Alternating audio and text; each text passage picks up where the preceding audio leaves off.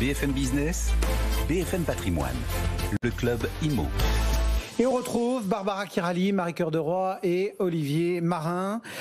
On redémarre quoi avec les chiffres de la FFB Oui, alors on l'a évoqué un petit peu tout à l'heure, mais ce qui est assez amusant, enfin entre guillemets, c'est que la FFB a fait des comparatifs avec les films de Belmondo. Donc par exemple sur l'individuel, qui est donc la maison neuve, comparé au premier semestre 2019, donc avant la crise sanitaire, les évolutions donc sont plutôt positives.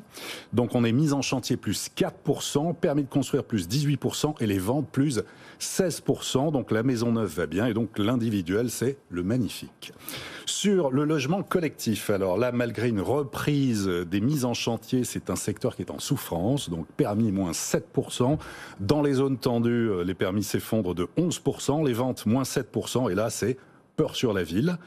Et puis, côté travaux, sur ce qu'on appelle l'amélioration entretien, alors là, en raison du booster notamment de la prime rénov' et les 475 000 dossiers déposés depuis le début de l'année, ils appellent ça itinéraire d'un enfant gâté. En fait, ça va pas très bien, mais grâce quand même à la prime rénov', ça permet de remonter. Et côté prévision, le logement dans le neuf sortirait à moins 5% grâce à l'individuel.